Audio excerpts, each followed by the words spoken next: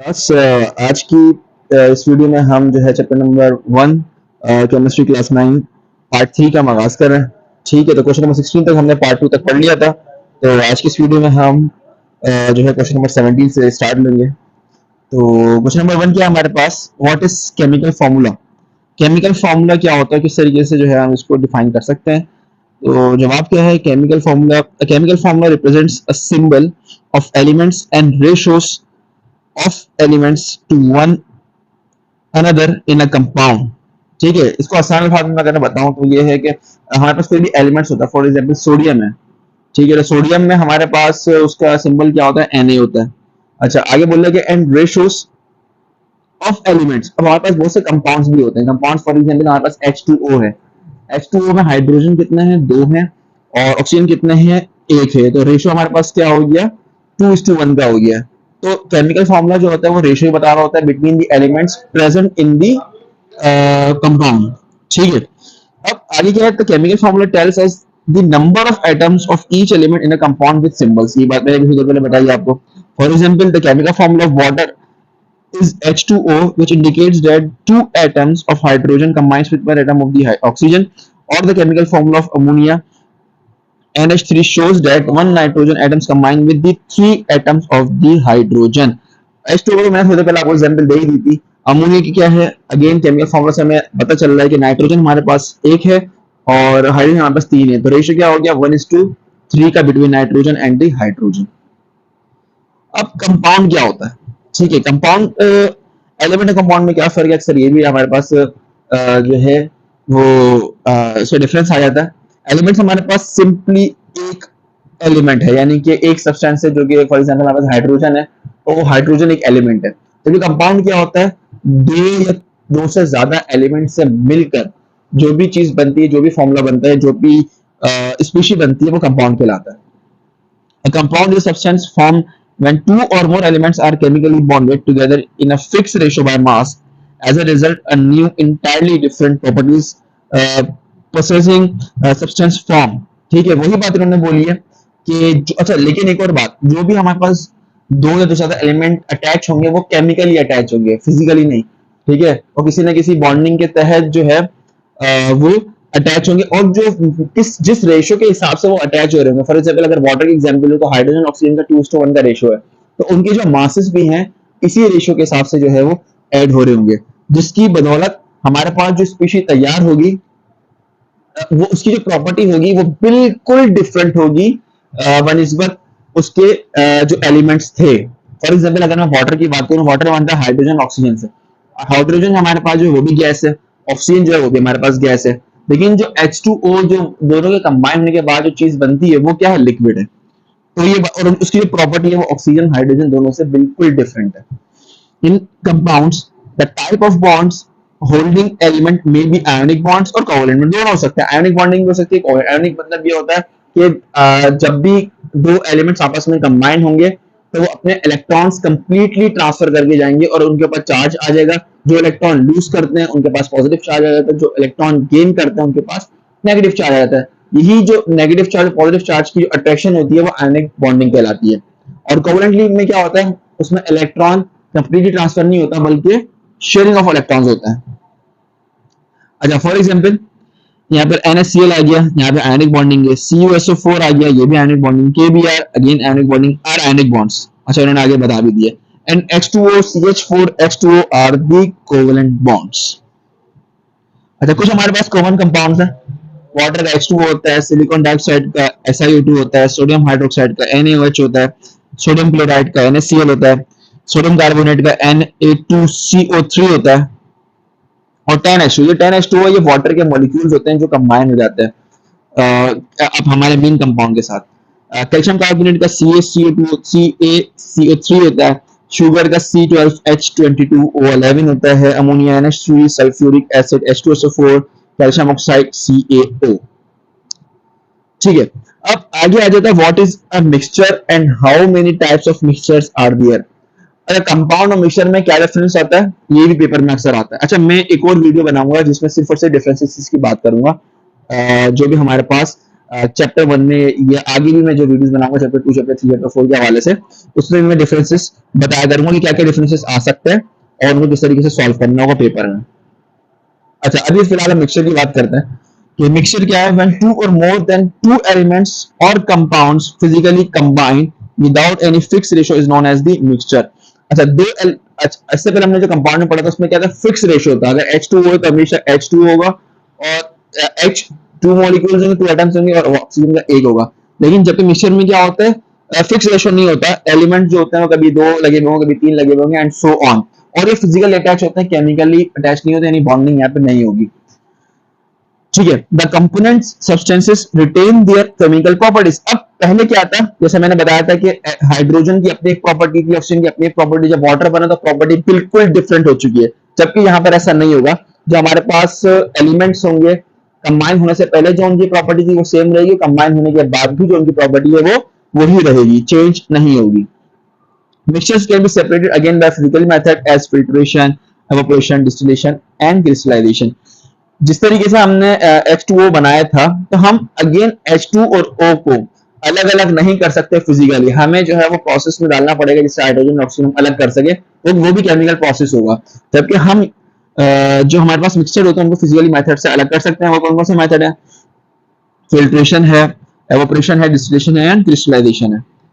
कौन कौन से मिक्सचर हमारे पास हो सकते हैं? There are two types of mixtures, heterogeneous and homogeneous. Homogeneous mixture कौन से होते हैं? In homogeneous mixture all the substances are evenly distributed throughout the mixture. होता क्या है भाई, हमारे पास जैसे सॉल्ट वाटर हो गया, एयर हो गया, ब्लड हो गया, इनमें जो हमारे पास कंपाउंड्स होंगे या जो हमारे पास एलिमेंट्स होंगे जो कंबाइन हुए होंगे वो एक फिक्स रेशियो के हिसाब से होंगे। अगर मैं एक एरिया सिलेक्ट करूं तो उस एरिया में अगर 10 मॉलिक्यूल है, तो मैं अगर कोई और एरिया इतना ही बड़ा सिलेक्ट करूंगा तो उसमें भी हमेशा हमारे पास 10 मॉलिक्यूल होंगे। ऐसा नहीं होगा कि एक एरिया में हमारे पास 10 है और दूसरे में 20 हो। जबकि हेटेरोजेनियस में ऐसा होगा। Heterogeneous mixture substance are not evenly distributed, यानी चॉकलेट चिप्स और कुकीज हो गया, हमारे पास पिज्जा हो गया या रॉक्स हो गए। एग्जाम्पल उन्होंने हमें दी हुई है एक चार्ट के हिसाब से, जिसमें हम इवनली देख सकते हैं हेटेरोजेनियस और होमोजेनियस को। अच्छा, इन्होंने जो था उल्टा लिखा हुआ है, हेटेरोजेनियस यहां होना चाहिए तो होमोजेनियस वहां होना चाहिए था। अच्छा, how can you differentiate between matter and substance? Matter और सब्सटेंस को हम किस तरीके से डिफरेंशिएट कर सकते हैं? Anything that occupies space and has a mass is called matter, जैसे हम जानते हैं, and the matter that has a specific composition and chemical characteristics is called a substance. कोई भी चीज मैटर है, कोई भी चीज जो जगह घेरे, ये जिसका वजन मैटर है। लेकिन मैटर में अगर कोई चीज स्पेसिफिक कंपोजिशन रखती है, ठीक है ना, उसकी कोई हमारे पास कोई स्पेसिफिक कंपोजिशन है और कोई ना कोई अपनी कैरेक्टरिस्टिक भी रखती है, तो हम उस चीज को सब्सटेंस कहेंगे। ठीक है ना। अब आगे क्या है सवाल, what elements do the following compound contains? कौन कौन से भाई वो जो है वो कंपाउंड एलिमेंट्स कंटेन करते हैं? अक्सर ये सवाल आ जाता है, एक एमसीक्यूज में ही पूछ लेते हैं कि वॉशिंग सोडा में भाई कौन कौन से एलिमेंट है। फॉर्मूला क्या हमारे पास, Na2CO3 और 10H2O। कौन कौन सा हमारे पास? सोडियम है, कार्बन है, ऑक्सीजन है और हाइड्रोजन है। इस तरीके से शुगर में हमारे पास क्या है भाई, C12H222O11, ये हमारे पास बेसिकली ग्लूकोज है। ठीक है, ग्लूकोज में हमारे पास कार्बन है, हाइड्रोजन है और ऑक्सीजन है। सैंड SiO2 है, तो दो ही चीज हमारे पास, silicon and oxygen. Caustic soda यानी कि NaOH, यानी इसको हम सोडियम हाइड्रोक्साइड भी कहते हैं। अच्छा, इसमें क्या है, सोडियम है, ऑक्सीजन है एंड हाइड्रोजन है। क्वेश्चन नंबर 22 आ जाता है हमारे पास, क्या है कि आइडेंटिफाई मिक्सचर एलिमेंट और कंपाउंड फ्रॉम द फॉलोइंग। हमारे पास क्या क्या चीजें, हमारे टेबल सॉल्ट है, आइसक्रीम है, ब्लड है, सिलिकॉन है, कोका कोला है, टिन है, जिंक है, वाटर एंड सल्फर है। इनमें हमें आइडेंटिफाई करना है कि मिक्सचर क्या है, एलिमेंट क्या है और कंपाउंड क्या है। कर लेते हैं। टेबल सॉल्ट सबसे पहले है हमारे पास। टेबल सॉल्ट हमारे पास क्या है, बेसिकली NaCl है। NaCl हम पीछे पढ़ के आ चुके हैं, ये कंपाउंड था, इसको हम केमिकली अलग कर सकते हैं, फिजिकली अलग नहीं कर सकते, इसलिए ये कंपाउंड हो गया। आइसक्रीम, आइसक्रीम क्या हो सकती है भाई, आइसक्रीम मिक्सचर होगी। क्यों मिक्सचर होगी? क्योंकि हम इसको अलग अलग कर सकते हैं, ये केमिकली कोई फॉर्मूला नहीं है। आइसक्रीम किसी भी चीज की बन सकती है, बनाना और उसकी भी बन सकती है मिल्क की, और हम इसको अलग अलग कर सकते हैं, बनाना अलग हो सकता है और जो है अलग हो सकता है। अच्छा, उसके बाद ब्लड आया था, ब्लड भी हमारे पास जो है वो मिक्सचर है। इसके बाद सिलिकॉन आया था, सिलिकॉन एक एलिमेंट है, ठीक है ना। कोका कोला भी हमारे पास क्या आया था, मिक्सचर आ जाता है। इसके बाद हमारे पास टिन, जिंक हो गया, ये दोनों एलिमेंट है। वाटर हमारे पास कंपाउंड है और सल्फर हमारे पास जो है वो एलिमेंट है। क्वेश्चन नंबर 23 क्या हमारे पास, define relative atomic mass and atomic mass unit. दोनों हम बता देते हैं क्या होता है भाई।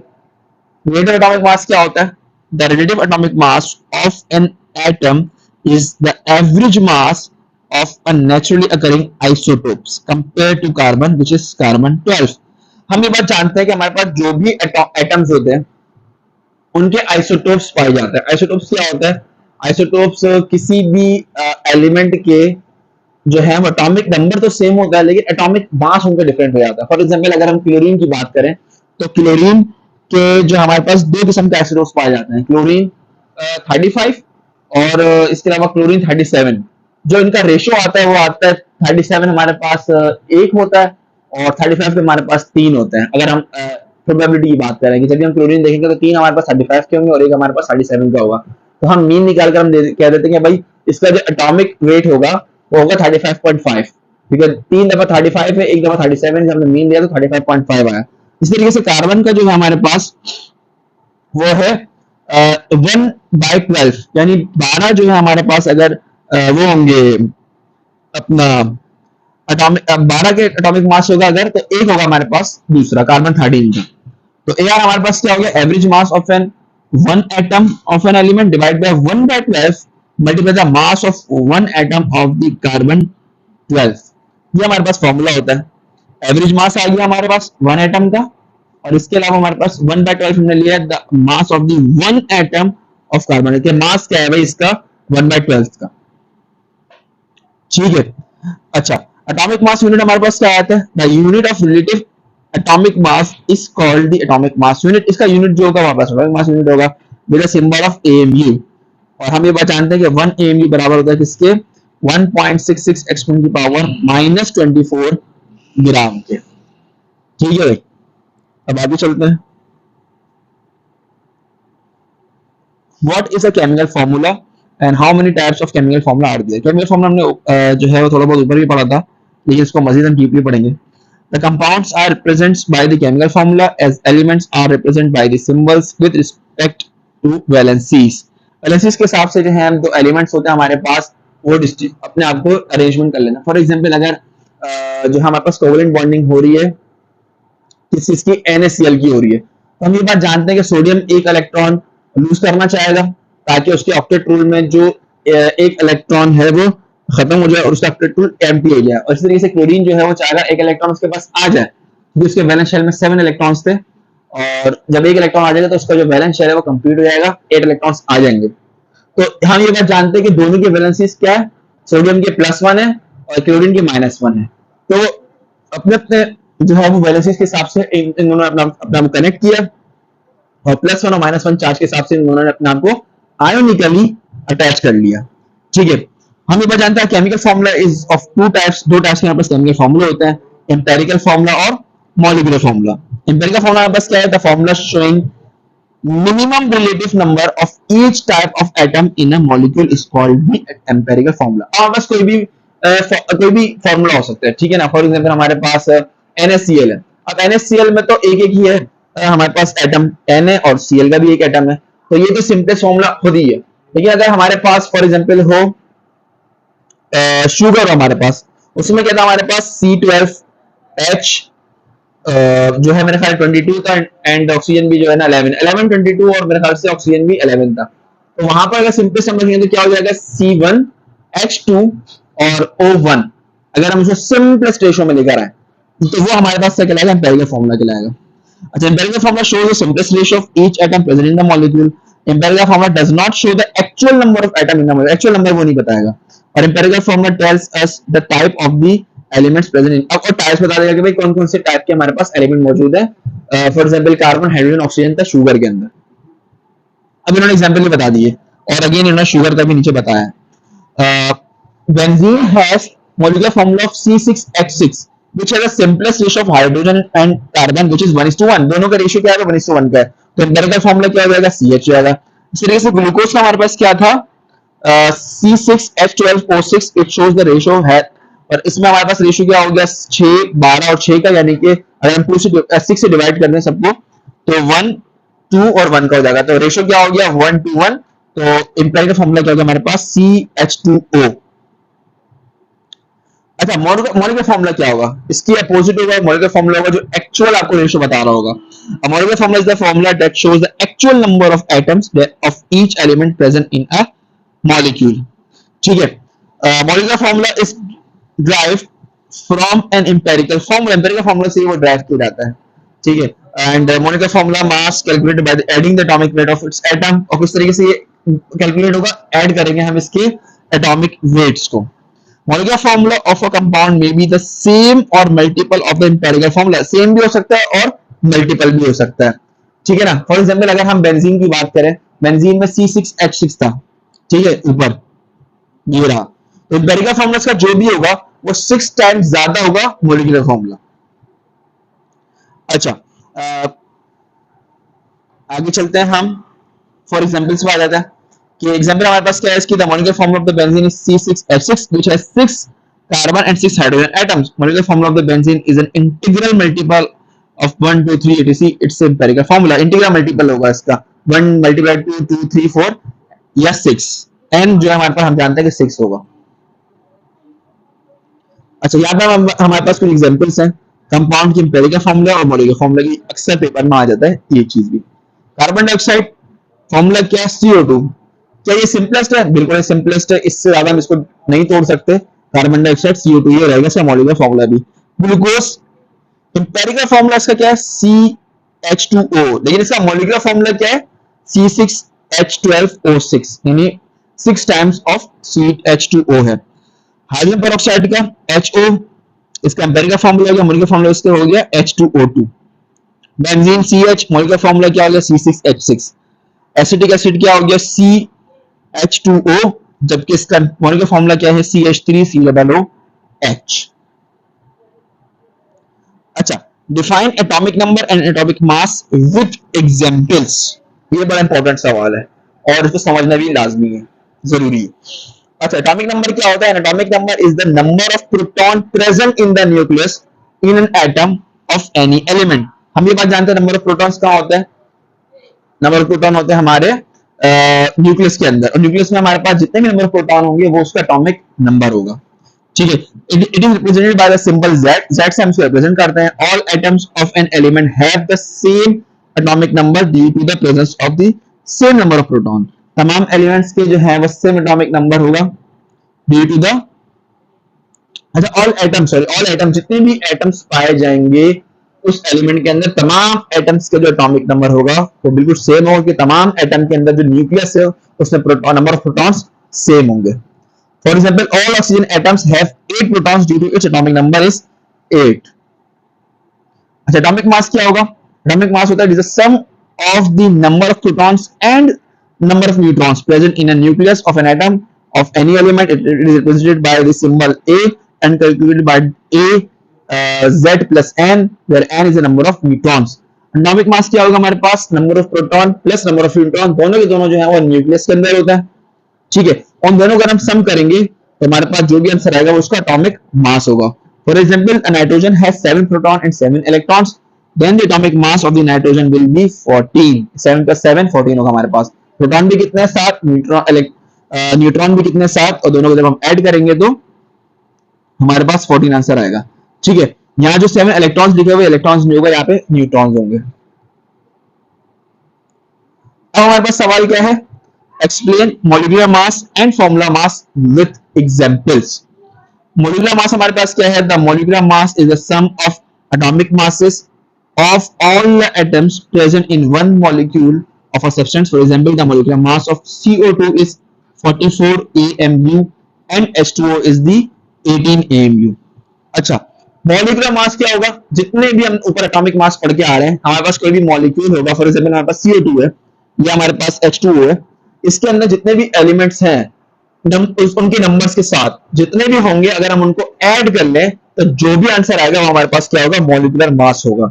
यानी कि CO2 के अगर कार्बन एक ही और ऑक्सीजन दो है तो कार्बन का 12 होता है एटॉमिक वेट और ऑक्सीजन का 16 होता है। 16 टू टाइम्स करेंगे तो 32 हुआ, 32 में कार्बन का हम 12 ऐड करेंगे तो हमारे पास क्या आंसर आएगा, 44 आएगा। इस तरीके से हाइड्रोजन का एक होता है, दो हाइड्रोजन का 2, ऑक्सीजन का 16 होता है तो 16 प्लस 2 18 होता है। तो इस तरीके से हम मॉलिक्यूलर फॉर्मूला जो है वो ड्राइव करते हैं।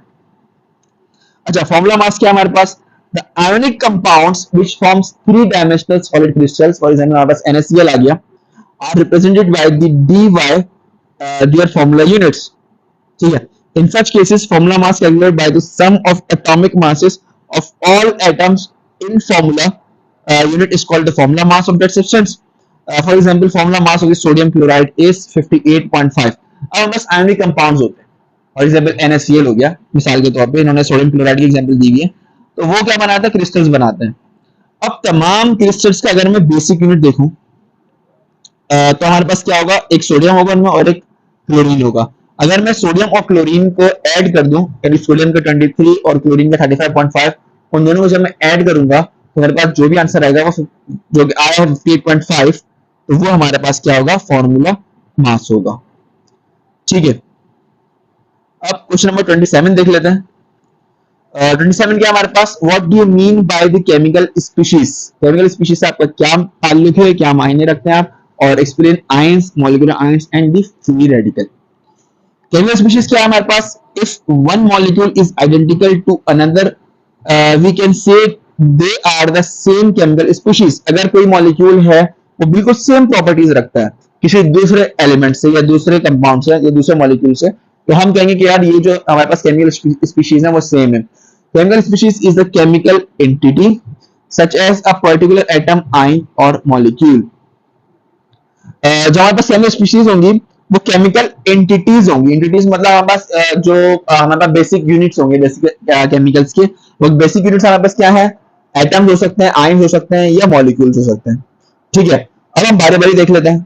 आयंस क्या होता है हमारे पास, अच्छा हम एटम के बारे में भी जानते हैं, मॉलिक्यूल के बारे में भी पीछे पढ़ जा चुके हैं, आयंस के बारे में हमने अभी तक नहीं पढ़ा है, तो इसमें हम दोबारा आयंस के पढ़ लेते हैं।